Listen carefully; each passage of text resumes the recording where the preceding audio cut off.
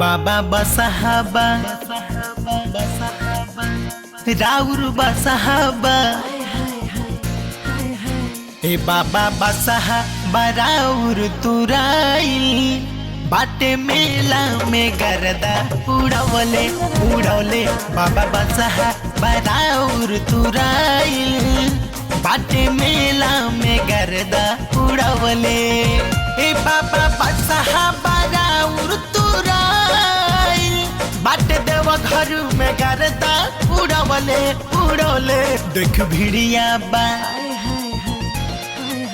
हो देखी भिड़िया बा बहुते बगाई पूरा मेला का पारे उठवले उठवले बाबा बसाहाबा राउर तुराई बाटे देव घर में गरदा उड़वले।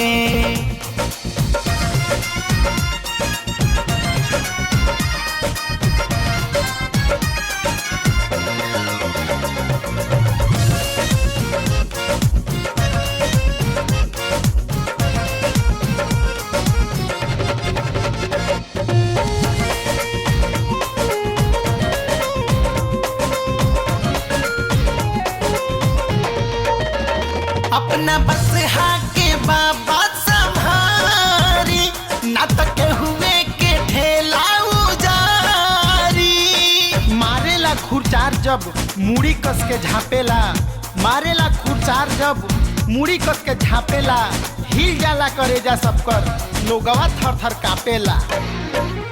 बबुआ गणेश से एकरा के पकड़वाई नथिया या पगहा से एकरा जकड़वाई ना तो सिंहिया दे के हुए के सिंहिया से बातू में रौरे पास ये कर खबर जाई बटे भंगिया खाके बौराई राउर दुआरा से बाटे पराइल पराइल ऐसे भक्तन के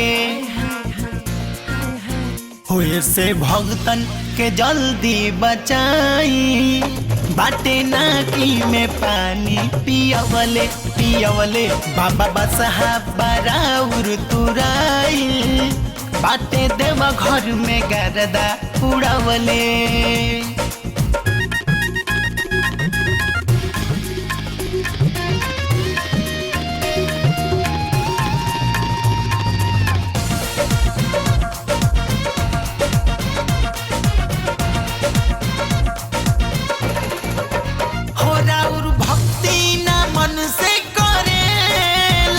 कुछ भी कहला पसों से परेला।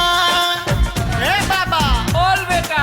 अरे तनी ध्यान दी। ठीक बा ए खूंटा पे बांध के हो एकरा खबर ले दू चार डंडा एकरा पिठिया पधर दे तबे सुधारी अपना बिगड़ल रहनिया के सगरो नसाई एकर झट से उतरी जाई सावन सुमन से बाटे अजुराइल ठीक कर दीना एकर धाधाइल धाधाइल खूब सावन के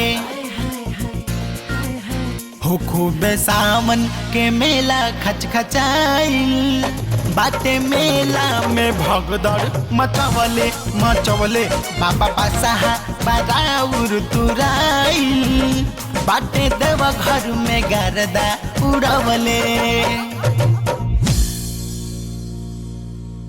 आर्या म्यूजिक में आपका स्वागत है। लेटेस्ट मूवी और सॉन्ग के लिए मेरे चैनल को सब्सक्राइब करें और बेल आइकन को जरूर दबाएं।